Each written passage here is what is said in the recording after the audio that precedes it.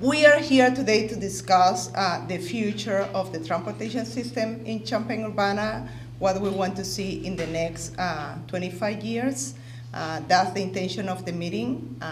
We will start the meeting with a short presentation regarding the existing conditions of the transportation system in the community. So first, that's where we are. Just a little overview. The metropolitan area is an expanding region. We're experiencing population growth and transportation system growth. This is our metropolitan planning area. As of 2010, we've added Mahomet and Tolono.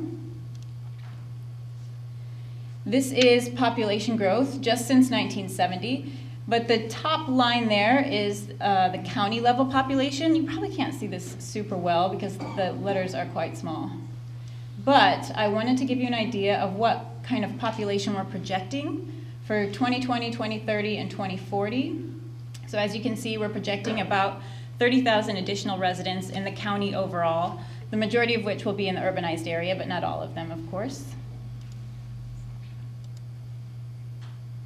And this is a little diagram of our historical transportation system growth. So the original street system is in red from 1919, I believe, 1914. And we've just expanded out from there. Demographics, the region is urbanizing, population is diversifying, and the way we travel is changing.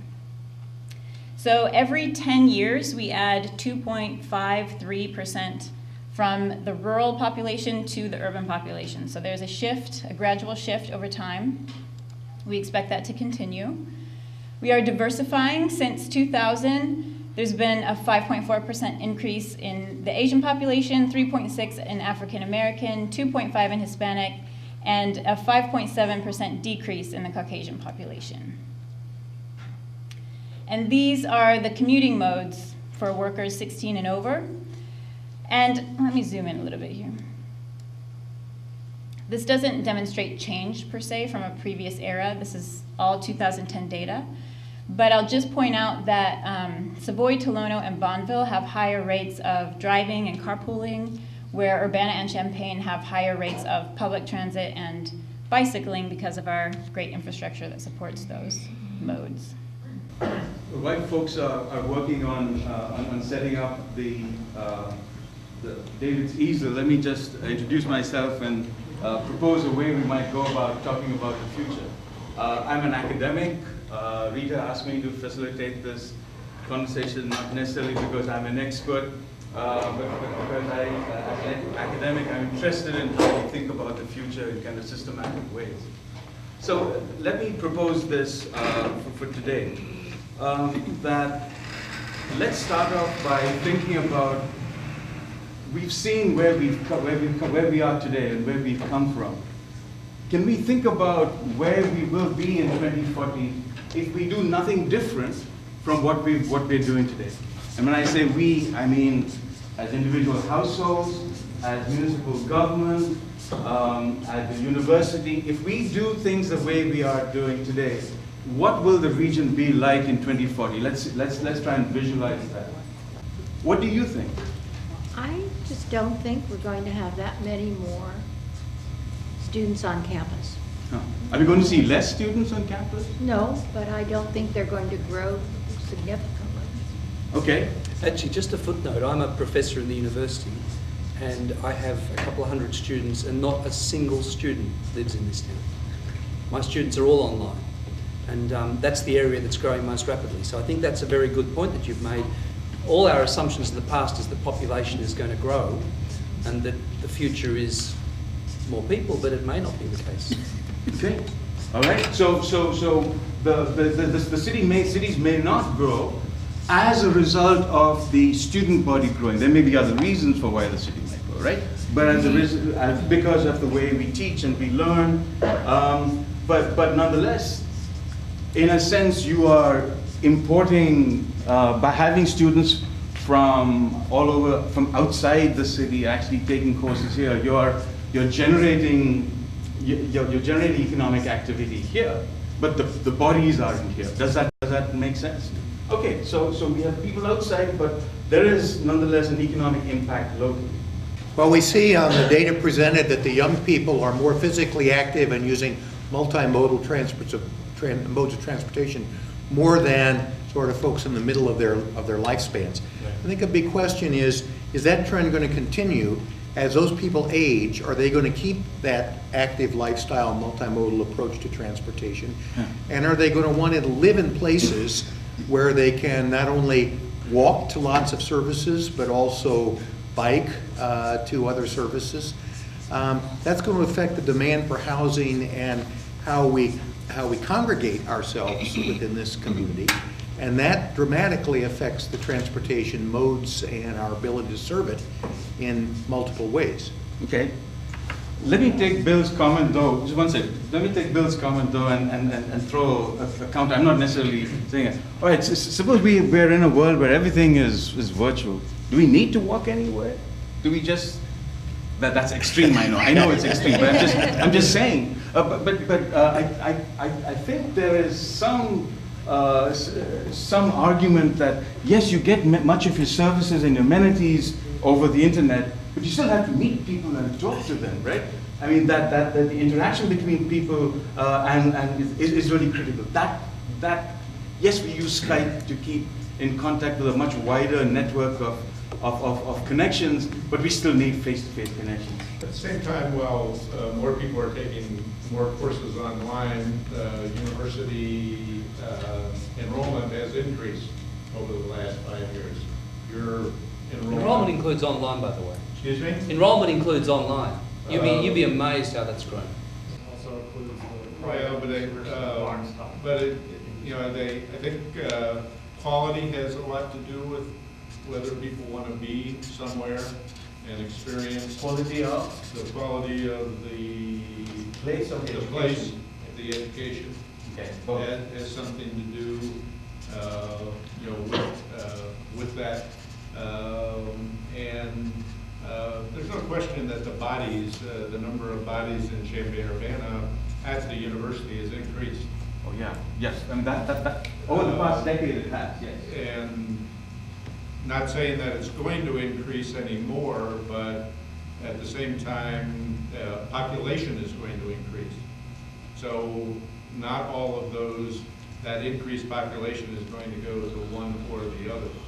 So I think you could assume that, from my perspective, I think, you'll have more people taking online courses, but you also are not necessarily going to see a one-for-one decline in enrollment, particularly if the quality of the institution is high.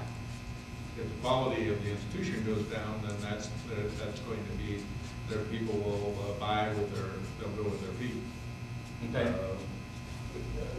Yes, ma'am. Moving it slightly away from the universities. Yeah, sure, absolutely. Some of the homeowners who are facing really different realities than what they expected, and who are facing those 20 and 30 years in the future, they're changing their lifestyle. So all of a sudden they're not car owners, or they're not, or they're changing that they're not car owners, and all of a sudden they're also not living in neighborhoods where they're not surrounded by other homeowners. Increasingly, housing is becoming rental housing. Let me just ask you a question. Do you see in 2040 a smaller proportion of home ownership than there is today? I think Given, yes, absolutely. Yeah, I mean, I think that could be a reasonable thing. So we have a smaller fraction of home ownership, and you argue that that may lead to a lowering of quality of life. I'm kind of paraphrasing you, but I think the perception of current homeowners and people who have planned on being homeowners is that their way of life is changing and maybe lowering. right. I mean, I'm a person personally who will probably rent best for life, so. Can we talk about the reasons why home ownership is declining, or might decline into 30 years into the future? Yes? Student debt. Debt. Okay. Yes. Everybody, I'm an attorney, Yes. and my class started out, I think a lot of us, with the way you picture attorneys are in the movies, but instead of a wall, it's all glass, and you can see the skyline of your major metropolitan area, and you're making 6 figures, and so on and such forth, but then there's this giant recession, and big firms aren't hiring, and you end up, say, in a public defender's office making 1/3 what you were expecting to make, but you paid 50 grand a year, maybe more, to go to law school, and now you have this debt. And the bank wants their money back. So the idea of taking on a mortgage on top of paying back your loans and, you know, paying your bills seems laughable at this point. And the nature of jobs may also be changing, yes. Maybe jobs don't pay what they do now. So it's not just not having a job, perhaps it's also the kind of incomes that generate back. We have a decreasing middle class. All right, okay, so we have a shrinking middle class, all right, and that's another driver for declining home ownership. Patsy, yes. Okay, let me introduce a whole nother variable. One of the slides she showed, there was the issue of high-speed rail. We haven't put that into the conversation. So you're talking about a 25-year span. That's realistic for high-speed rail to come here. So there's potentially two things that might happen to the community if high-speed rail comes. We either become the exurb of Chicago, or that, so that means population increase here and it changes the whole mechanism of the community. Or we just look at it as a quick way to get to Chicago and everybody starts working in Chicago. Okay, so let's throw high-speed rail into the picture. Can somebody? So Patsy's talked about two alternative ways this might play out. Yes. Well, you know, towards that end, that's actually kind of where I was going. I one of the people who on the website put bullet trains more than high-speed rail because I think high-speed rail over long distances, you know, when you combine it with things like cars, just regular high-speed rail doesn't actually significantly shorten travel time enough to, I think, reduce a significant number of people out of their cars. So I think bullet trains are where you need to go. And what I think is correct is when you do look at online schools, I think you are going to see a number of students drop. You're going to see a lot less students need to be on campus regularly. But with bullet trains, I think what you are going to see is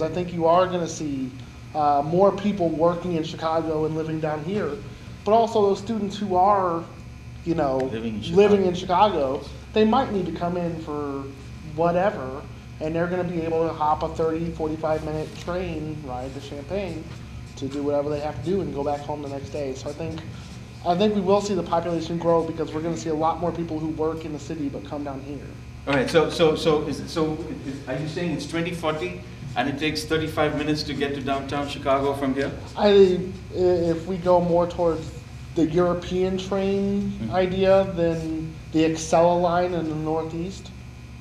Then it's 35 minutes? 35? 45, 35. Okay, 45 minutes. You know, I think if you get people down where it's, you know, less time to go from Champaign to Chicago than it's to go from Chicago to Schaumburg currently, I think it changes everything. Are we really talking about high-speed rail, or are we really just talking about the same old situation, but they're going to fix the tracks a little like the Excella, so the trains can go a little bit faster? Yeah, they're talking, the ones I've heard, they're more thinking of the Excella 110 miles per hour. That's not real rapid. Exactly, that's why I think that's useless. Chicago, Bloomington. Right. Yeah, I think that's Here, important. it's the 220 plus. Okay, so they are talking So 220? Chicago, so here, Chicago, here. Where are they going to put? Decatur, there's a 100-foot right of way. Where? There's a 100-foot right of way where the ice. They're going to run up to downtown Champaign? Well, they can elevate it over the existing, probably the way to do it is to elevate it over the existing system. That's going to be pretty. So there are major downsides to the embedded in Chicago. okay. It's 2040, there's a high-speed rail, 220 miles an hour, 220 miles, so how many minutes from here to downtown Chicago? 35 minutes from here to downtown Chicago. Is 43? Oh, wow. 43. Maybe he's got it down. Okay, look. So does Champaign-Urbana become a bedroom community for Chicago? We'll lose our airport. Sorry, what's that? We'll lose our airport. You lose your airport. We lose our airport. I think a lot of places will. We lose our airport. All right, good. This is, so it's 2040, there's a high-speed, 220 mile an hour train, 35 minutes, we lose our airport. I would hope to see more zip car usage. More zip cars, I mean shared car. You see that happening, and so it's 2040, and you see that a larger proportion of the population subscribes to zip cars and other shared things. Okay, great. This is connected to transportation in some ways also, that this, like my neighborhood relies on the buses quite a bit. They don't run on major holidays, so 4 times a year, even though it may not seem like much to everybody else, wherever you are, you're marooned there. We have fewer cars in my neighborhood than any of the surrounding neighborhoods, so it's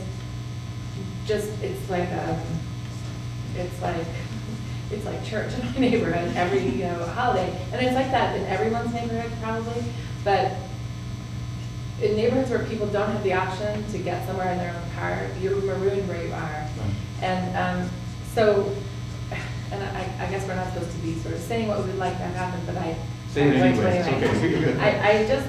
I would really like to see the cities, both cities and the counties, and communities in the planning departments think about overlapping trails of both multi-purpose, multi-use paths that can accommodate the biker, the walker, the wheelchair user, that also incorporate like public arts and opportunities for experiences that that are both localized in neighborhoods and then also that take you out of neighborhoods into other neighborhoods in ways that are not threatening to other neighborhoods. So, pathways that are wide and graciously kind of proportioned, to things that have solar lights that are not intrusive to people, that at night allow them to see people who are walking through.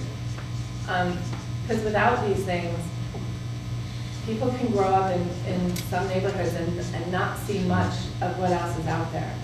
And I think the ability to get by bike or by foot or whatever, to take a walk and end up in a different place and see something different and see a new possibility or encounter something artistic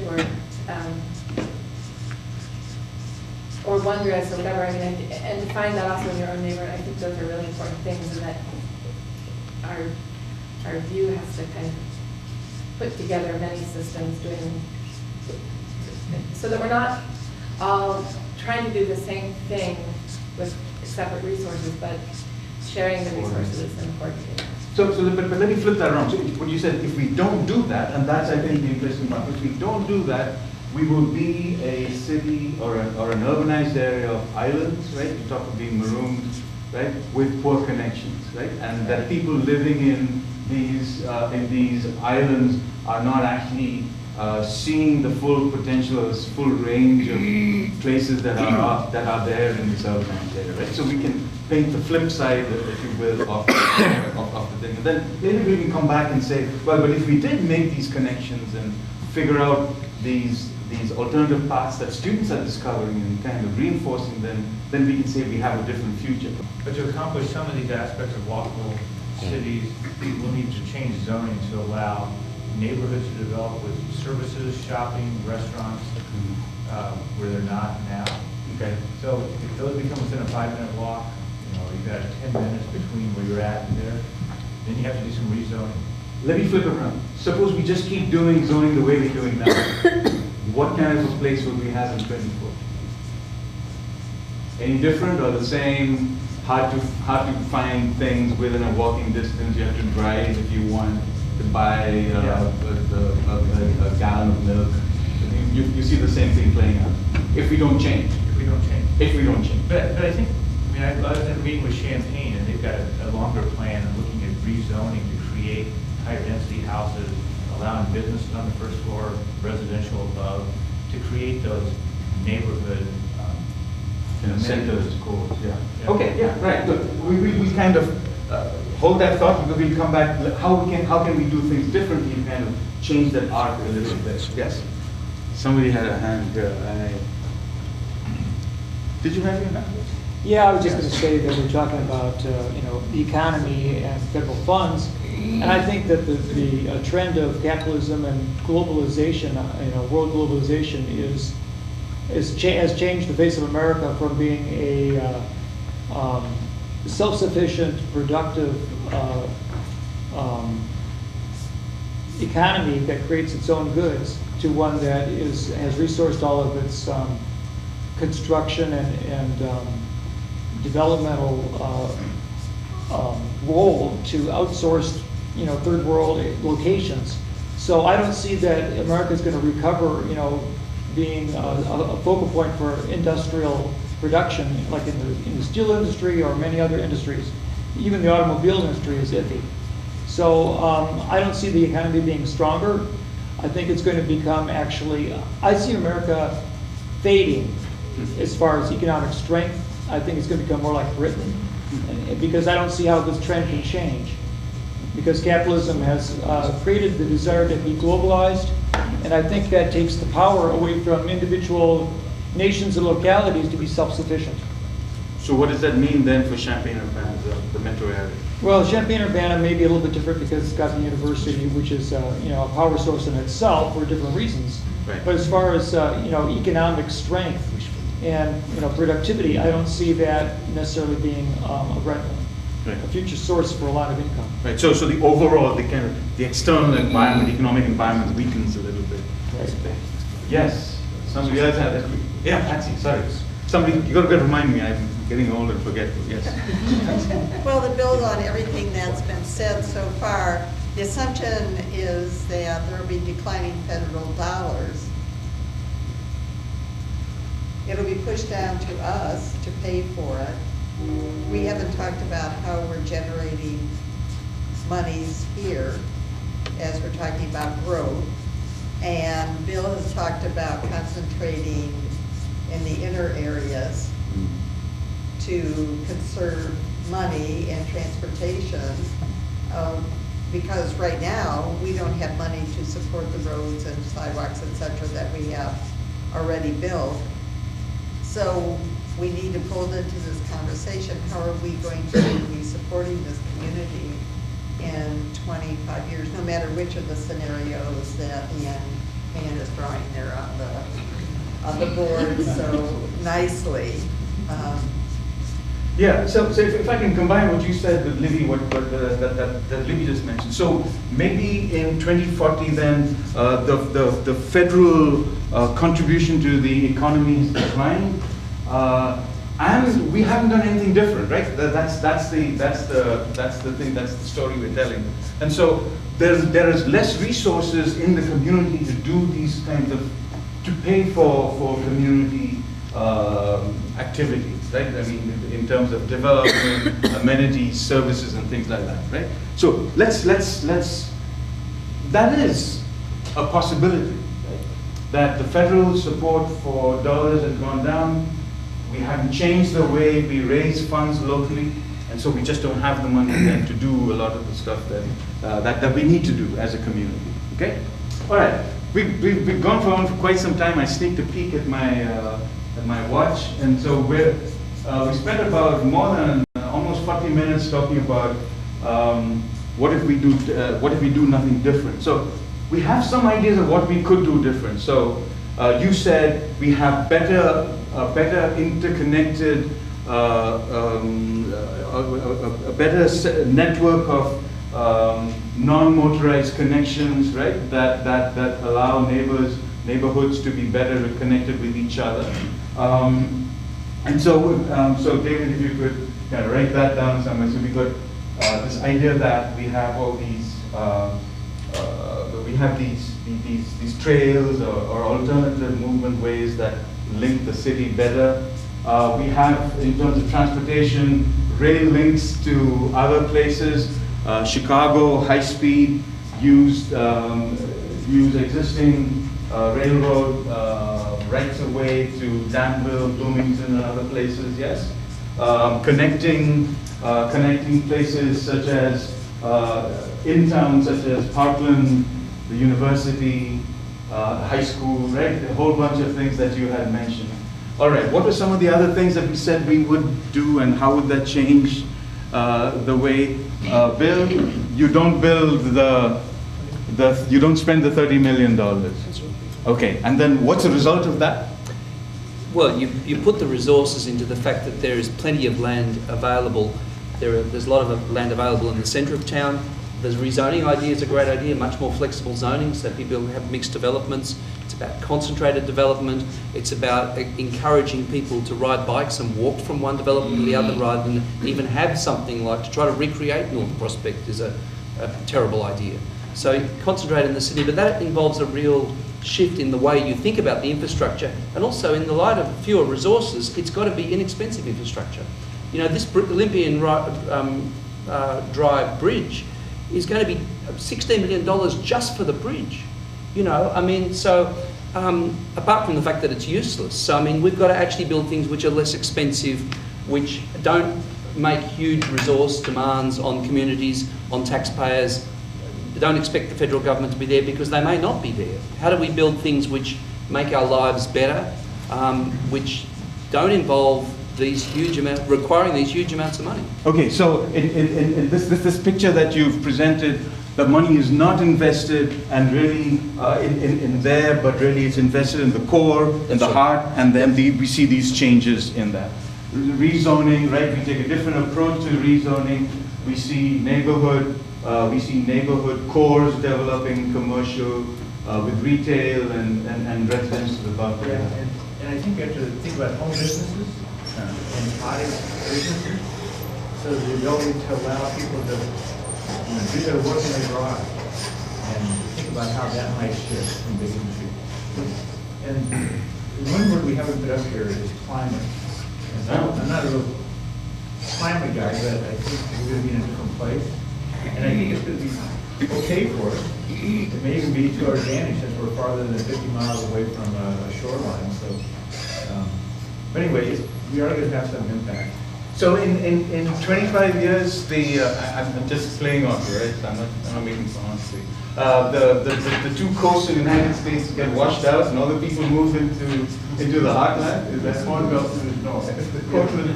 The coast moves north. I think we'll be less affected than some other areas. Okay. And that could work in terms of being a desirable location. But there could be higher precipitation and things like that, and we don't have federal funds or infrastructure to deal with it. Yes, you were going to say. We always thought of zoning for certain things. Places that the company is zoning, places it's zoned against. Basically, you're saying to replace big box, out-of-town ownership, corporate stores with locally owned businesses, locally located businesses, things like that. But, you know, with X amount of investment capital, and where does it go these days? It goes to big box, massive parking lot developments on inexpensive farmland that you've made accessible by spending massive amounts of money to subsidize it. You subsidize it, yeah. Right, and you get what you zone for, and you get what you don't zone against. I mean, I can't tell you how many small communities in America would probably love to have gone back and told that Walmart that wanted to come in, no, we're going to zone you into the next county, forget it.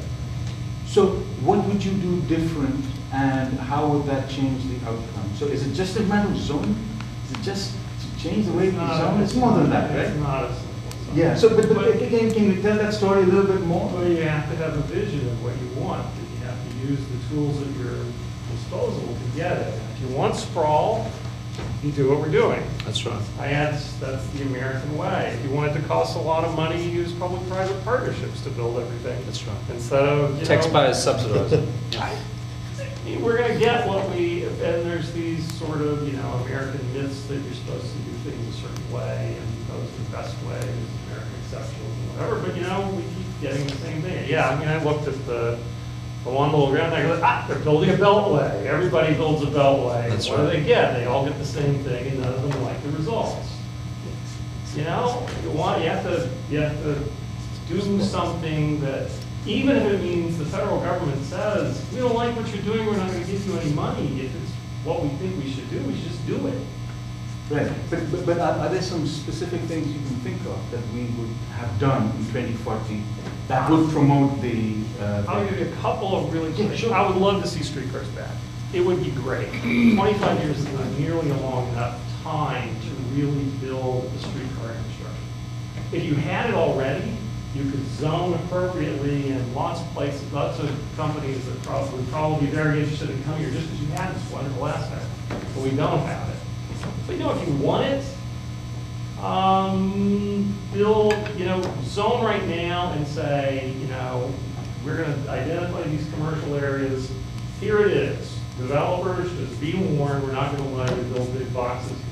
We're going to designate certain streets as bus only, because we intend in 20 years to start putting streets there.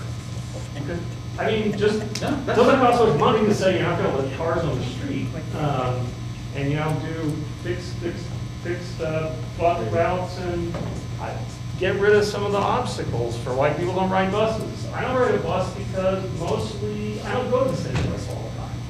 But if I want to go someplace, I have to figure out what the route is that gets me downtown and where I can transfer, and then I have to figure out what the route is that gets me back out to the place that I want to go, which I almost could probably walk to faster. We had if I could get on the Kirby bus, and I knew it ran every 14 minutes, and I knew I could connect to the Mattis bus, and it would take me wherever. I'd do it. I have to tell this story. We had a similar meeting with a few high school students, Centennial High School students, and we had this one young lady who said it takes her 3 hours to get from her house to the university.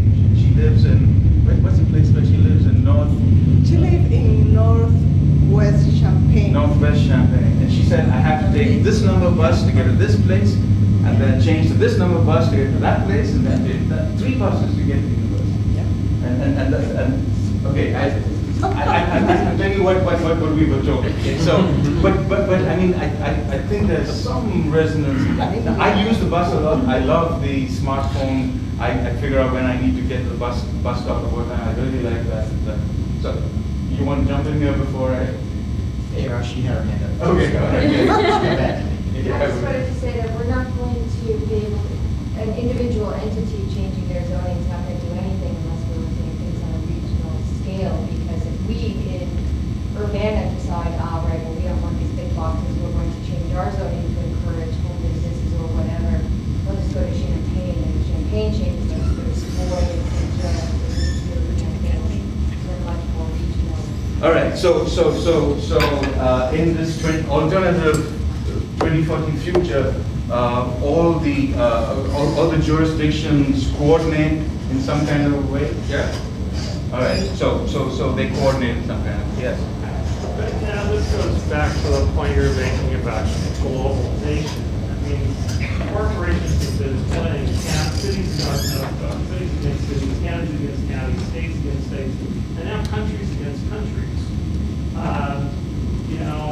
In the long run, especially if you want to keep enough money in the local economy, you almost have to just wean yourself off, even if your regional neighbors don't, of big non-local corporations. Because, fine, you get the Walmart. All that, they employ far fewer people for the amount of economic activity that they're generating. And all the money goes to the Walton family someplace, right? Whereas an equivalent amount of economic activity, if you just said, no, we don't want you, we're going to encourage local businesses, they hire more local workers, they maybe make less profit margins, but most of the owners are local and most of the money stays here. In the end, you end up with more economic activity. Yes, it's hard. Except that the prices are cheaper at Walmart, and that's where most people shop. And I Because think everybody lost their jobs because Walmart came in, so they can't afford to shop at Walmart. It's a downward spiral, It's like the only way to stop the downward spiral is to take the medicine and go through the pain, like addiction. these corporations don't really go away. I mean, Walmart has created these Walmart marketplaces. There's these small corner Walmart stores popping up in some towns because Walmart's seeing these kind of zoning regulations happening, so they're putting in these kind of more neighborhood places to kind of go, okay, fine, you don't want us to build a big box store, we'll put in something, you know, the size of Walgreens or maybe twice as big. So I think we're not going to get rid of the corporations. I think we're just going to resize the corporations. Hey, the NTP. So the gal that you were talking to made me think of something that really kind of hits on a lot of points that people have made. Dennis mentioned infill development, we talked about debt and fewer home ownership, and efficient transportation. You know, she lives out on the fringe, and if we have the development going on in the core area, the key to that is it's got to be affordable. We can't have, I mean, M2 and 1 Main are great, and they were important catalysts for Champaign. But if everything is at that level, then we're just creating more of a problem rather than a solution. And we need a workforce level of housing in the core area. That, if this high school girl lived in that area, she would be able to get to where she needed to go in 10 minutes instead of 3 hours. Now, it was her or her family's choice to live where they live. Right. But if I recall that conversation, there were actually two young ladies who were similar, so living in different places. One lived near Parkville, and she walked one day from home to Centennial. It took an hour to get to high school because she missed the bus or something like that. So it's the story she was saying. But they would actually rather live in town, they were saying, right? But there are no good places for them to live here. Right, that's what I'm saying. That's what we need. Right. And by the way, locating Central High School out on the fringe exacerbates that problem. Yes. It doesn't provide any semblance of a solution. So in 2014, is Central High School out on the fringe? Yes? Oh, well, okay. The Central High School. Fringe High School. Is it or is it not? Oh, sure it'll be. It is. Yeah, because the decision's practically already made, right? Okay, and then what happens to the city as a result? It'll sprawl into the farmland. Okay. And sprawl is also determined by, you know, land ownership and people who want to now convert land and develop it for, to make profit. And so you have individual people becoming entrepreneurs to make developments and subdivisions, and of course people will move there because which they want to have people a like home. you support, Dennis. So don't say that's a bad thing. You're, actively supporting those people by building roads for them and giving them. I'm not particularly doing anything, but I'm setting a No, conversation. you've actually in this voted building. for this development. So. But I'm not having a debate about that. I'm just saying that I see Yes. that individuals who own land make their own decisions about how they develop it, and they, No, they- and you know. You No, have, they you don't. have the It's Bell called- Farm, which it's may or may called not zoning. become a- It's called zoning. But one second, yes. You have the Bell Farm that's right now, undeveloped, but what will become? Will become a subdivision, will become a shopping center. Only if you make it These are better. things that'll probably occur within 40 years. Okay, all right, so yes. Okay, so yes, Bill, your response. Look, one of the issues is the issue of this peripheral development, which Dennis supports, which is turning farmland into big box stores, turning it into industry. Firstly, it may not be a prognosis of where we're going. My feeling is the era of the big box store is gone. So, there was the era of Main Street, which was destroyed by big box stores. Well, I've got a feeling the internet economy is going to do a huge amount it's a huge structural shift, a massive shift. So the number of people shopping online now is going up massively, and even Walmart has decided that it's got to move a lot of its stuff online. So they may be building not many more big box stores. So Dennis and the people from Urbana might want to build these roads to create this peripheral development, and they may never come because that development is not happening. And I think North Prospect, there's no new development happening there. That's not going to grow any further. And if you build more roads on the periphery, hoping that you'll get more Walmarts on the periphery, they're probably not going to come because we're at another huge shift, historical shift Number one was Main Street to big box stores. This is another shift. Now what we have to do as a community is decide strategically we want to focus on the centre. We want to do infill. There's plenty of space. We don't need to take farmland. You're in charge of the zoning. You have the plan where you've decided to call farmland industrial because you think this peripheral vision's the way to go. Well, don't zone it that way. Don't build the roads. There's 2,000 acres of commercial land on the market at the moment before you have to rezone any farms. Yeah, but just to be fair, I think what you were saying is if the school gets built on the periphery, right? If the school gets built on the periphery, then there is going to be people who want to take advantage of that and will develop. So he wasn't arguing for that. I think he was saying that that would be. I just see it happen. He's just voted for it. I just see it. I'm a realist. I see it happen. Yeah, as a consequence of that decision consequence of it. Libby, you had your hand up. Just a couple of comments. You know, like we've been talking about this worry about Walmart, but I think we need to look at what we have locally, and we really have robust, healthy local businesses that are growing and expanding more than the big boxes are in both Champaign and Urbana. So I think it's up to us to support our local businesses, and it's up to us to live close to town or use the transit that's available. And if there is a decision pending on Central, I know one of the sites was on Bradley Avenue that would not be fringe. That would be a great place to reinvest. So these choices are up to us. I do have to say something, about these comments on Urbana's efforts to complete a road network to the north. It is not to support big box development, is to complete an incomplete network for safety and to serve the industrial areas that are up there, and those provide jobs that are the types of jobs that can't be provided in the core of a community. Because there are large recycling plants or industrial places and distribution centers. They belong along the railroad that we have there. And they need the highway and the arterial road access. And that's part of creating a future for ourselves where we can be more sustainable economically. So I think that we should take some credit for the good trends that are happening and not necessarily catastrophize. I don't think all parts of the county are devoted to suburban sprawl or, big boxes, or have turned their back on the core. I think there's a lot of investment in the core. Yes, you had something to say. Bill, I'll come to you. Yeah, go ahead. And then start by moving back in the core. If you don't like what's happening in the fringe, come on back. But you can't afford to. Yeah. You had something. I was going to make a general comment. We talk about, conversation often gets split about specific pieces of public infrastructure.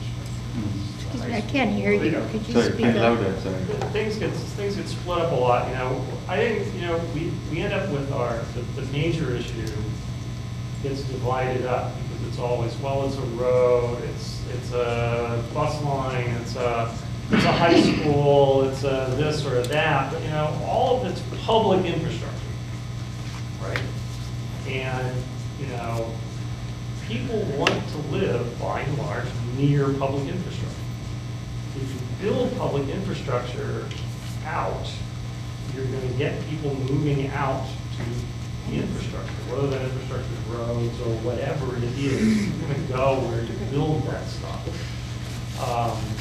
I don't think that it's always a dollar issue.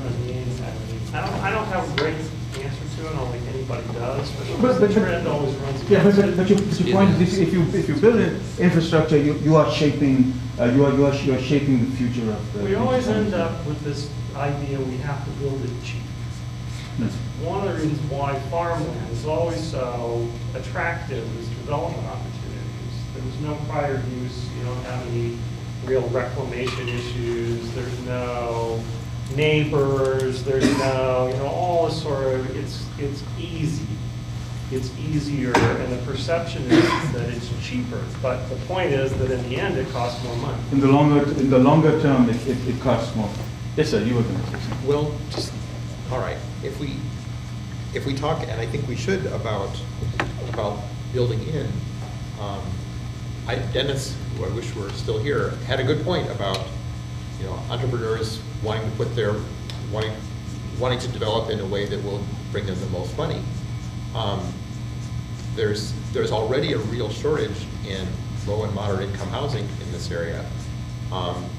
If we build so that we take, you know, good advantage of, you know, existing well-connected areas, the people who are most going to want to build in those areas are going to want to build, you know, relatively expensive houses, high-rent apartments.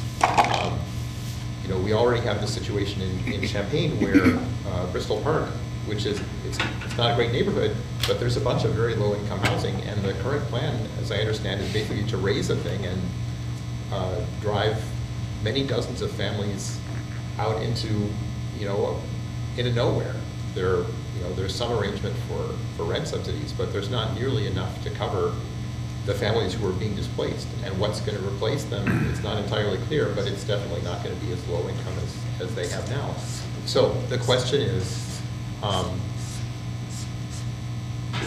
what can cities do to avoid just going for the most profitable ways of development? How can they actively support low and moderate income housing in a way that doesn't, as you were saying, you know, pretty much penalize them? Yeah, and it kind of comes back, I think, to the point that you were making, that if all the stuff that happens in the center that we're trying to create is upscale and stuff, then we are actually shooting ourselves in the foot, right? There's a place for some of that. There is. There's also part need for some of that, right? But it can't be all just that, right? Yes, sir. You're mainly talking about people movers, but what are you going to do with the freight? If you have a yard, does that become obsolete? How do you load an intermodal train? The freight is overwhelmingly the income basis for railroads. How are you going to get with Kraft or other agencies that want to use rail? Okay. So, and there was some mention of a freight plan that's in the works. But I think you're saying is that going to be critical in kind of shaping how these industrial areas work. Okay, Patsy. I'd like to introduce another variable that hasn't been talked about, and that's the economic value to this county with the farmland. And that seems to not be part of the conversation and rather negated in our view of things. And Dennis isn't here, so my comment in relationship to his assumption that the high school will be out on the fringe, to go back to our transportation question, if it gets out on the fringe and beyond the freeway, then we have created a whole new matrix of complexity on moving people out to that spot. He's not here, but just so I can, from what I understood, you were saying, if it moves out, No, that he said will it's an assumption that that's the decision. Okay, all right, I understand. Yes, Bill. And look, I want to pick up on Patsy's point about the farmland and pick up on Libby's point, Libby, the point you made before, Libby. You're saying that by rezoning farmland as industrial, which is the effect of this Olympian Drive development, so I keep on that because... Pardon? Already been zoned that way for a long time. Sure, but you build the road because the zone, you're assuming the use will change from farming to industrial. Now, what the demographics show us is since 1970, the number of people working in that category in this town has steadily dropped. So you say that by rezoning farmland as industrial, jobs will come. Well, the demographics over a 40-year period show us that the jobs in that particular category, who work in those particular zonings, have actually been dropping. So we're making this anachronistic assumption that we will get rid of farmland. We've already got 2,000 acres of commercial land which is not taken up, not used on the market. We will build a road through it. We will allow the rezoning to go from farmland through to industrial, and therefore jobs will come. And you've done that without any feasibility studies, any cost-benefit studies, any planning studies, just back of the envelope, you know, it'll produce 8,000 industrial jobs. Well, look, they've dropped in all those years, It's and you are going to industrial, sacrifice it's farmland to already do that. zoned. And there's only one parcel that's farmland and zoned industrial because the owners wanted it that way. So I think the reality you see up there differs from where zoning map and our comprehensive plan. No, we know the and all zoning different map businesses and intimately, site don't up worry there. about that. I mean, they're there, like it Yeah. or not, they're up on North Lincoln. So there's another one coming. Yeah, we got one coming next week. Yes, ma'am. I feel like this is gonna sound very lightweight compared to the heaviness of zoning issues that have been brought up already. But one thing I would like to just say as an advocate for housing that is affordable, and I don't mean housing that is subsidized, but I mean housing that a person who does not qualify or does not have a Section 8 voucher or who is not in some kind of HUD program, but who is nevertheless low income, can afford. We have this great need for that kind of housing in this community, and we don't have very much of it. And one of the things I think, and this is not an indictment of anybody, it's just what I would like to see, is some sense of engagement in community members and city staff and county planners, and this is maybe a transportation entirely issue, but in zoning that would allow sort of experimental housing designs or, you know, and I feel like a lightweight talking on this, but I'd like to see like some of these like mini housing, you know, lots that are where higher density housing is allowed per lot, so that maybe people could have a home ownership experience, but in a mini home, if that was, you know, if that was a manageable asset for them, or that was the desire that they had. Such as I think in Portland or some other places that I've seen where they have these mini homes. And what's interesting about this mini home movement could be sort of the salvation in some ways, I think, of affordable housing for poor people. But it's become a luxury item. So people are actually spending huge amounts of money for micro-housing because they're into the zen of living simply. And I feel like it's missing its target and point, although that's a very nice point. But I'd like to see that in terms of zoning, that we're more fluid and we'll try, like, you know, what would happen if we put 4 mini houses on a lot? Can we do that at all? Or? Great. So what you're calling for is a greater variety of housing types be allowed, greater variety of housing types be allowed, and you talked about this especially to address the needs of housing for the poor. And it's not just how much housing it is, but I think where that housing is provided, right? Yes, Yeah. absolutely. It was reminding me, you know, and not just to concentrate it, but, you know, to make, Yes. kind of, but the other thing I want to say about infill is, there are these unique places, like the place where we have the River Neighborhood Community Garden, which is an undeveloped corner lot. And gosh, what a gift that undevelopment is in that neighborhood. So as much as I'm all for infill and repurposing buildings, I also think it's good to use some of these places that haven't been built on for things that sustain communities and that become a destination and a point of focal activity. And I just wanted to say that in terms of the community garden, which we've had a great deal of support from the city and, you know, other partners in putting together, that in the last year that the garden's been up, it's changed the way people reference where they are in the neighborhood. So it used to be that, and people would say, well, where do I get off the bus? People would say, you know that home run, that little market? And now people will say, oh, you know where that community garden is? And that changes what is valued and visible and experienced about their community.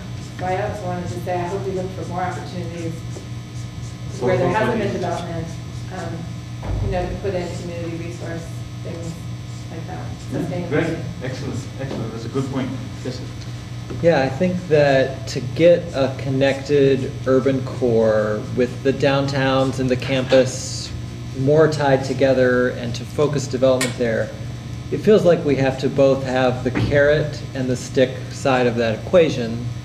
And the carrot being that we can actively promote and encourage this sort of infill, more dense development in that whole connected urban core and connect it better with transit and bike and walking options.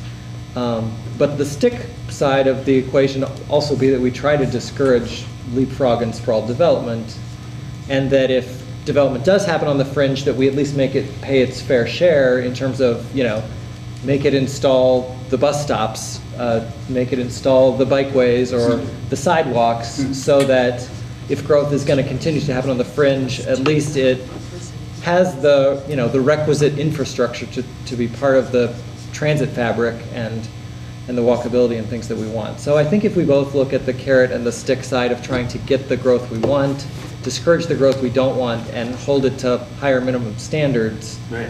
will, with both sides of that equation, we'll have the best chance of steering the growth the way we want it to be.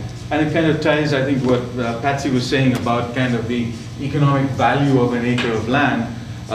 What you're suggesting is the economic cost of developing that at a low density. Yeah, yeah. right? I mean, it may be very cheap to, you know, take farmland on the fringe and turn it into a neighborhood, but that's completely forgetting the huge cost of extending transit to that neighborhood, or going back and later retrofitting it with bike lanes or walking paths or corridors for biking and walking and things. And there's so many hidden costs in developing on the fringe, and then when we create these marooned parts of our community that just are not connected to the rest, the hidden cost of driving all over creation to get to all those parts of our community that aren't connected. Right, those So costs need to be factored Those in. costs need to be factored in. All right, we're 7:55, and I think Rita promised to let you go by 8. I think we have a little more time, but I just wanted to let you know that we need to wrap up. I just wanted to say one thing about 2040 is that I think the kind of development Brandon's talking about, you know, we're talking about, will the federal dollars be coming in? Well, we're subsidized not only by federal dollars right now, that you know, that we can actually even build any infrastructure out there, and the hidden costs, but the fossil fuels that are incredibly cheap to us right now and won't be by 2040. And if we've made the wise decisions now, we're going to be, you know, we're going to be on top of the world compared to other communities that are scrambling to figure out how are they going to manage to get to their, you know, outlying developments. Whereas, I mean, money is what drives it. And if right now people will do anything if they can make bucks. We're having this nice meeting and we have nice schools. It's nothing to what the developers' meetings are, where they're really planning what's going to go where and so on. But if we can make money talk, you know, if we can realize the investment that we have now is going to make for the prosperous future and for the place people want to be, then I think that's where we're going to. Because you actually introduced into the conversation the question of energy, right? Which is something we haven't really talked about. Directly and indirectly, a lot of the same finally comes back to energy. But you... Right, and we don't even think about it now because it's so cheap We take right it for now. granted. It's incredibly Yeah. cheap right now, Right. but that's really what's going to make the difference, and that's what's going to make the people who are holding the money say, well, wait a second, what is going to be my best investment for it? So, Am I going to be able to? So let me ask you, what should we do differently to address that energy future? Is it the things we've talked about? Is that it, or are there other things? Yeah, I think so. I think it's very much, people have this vision of quality of life where, you know, you don't spend all your time on driving in your individual vehicle far out. And it's not just a quality of life issue, that's the thing. It's also going to fit very well into prosperity in 2040. Great. Any last? We didn't, I didn't see a bicycle drawn up. You don't have bikes? David? Get on I had my back turned to him, so I couldn't see. No. Well, when you folks go home, David will be here busy adding stuff and colors and things like that. So at least 2 bikes, right? At least 2 bicycles when we do that. Well, I want to thank you all. We had, I think, an energetic conversation. The ideas that come out of this will be presented in March, you said, Rita? The idea is we'll be having another meeting similar to this one with developers and business leaders in 2 weeks. And then we'll have at least 3 different scenarios that we'll be modeling, and we'll be using December, January, and March to model those ideas into the travel demand model, the land use model, the greenhouse gas model that we have in QX. And we'll be presenting the results of all these, hopefully by March or April, that you can select the preferred scenario that you want to see implemented with the long-range transportation plan.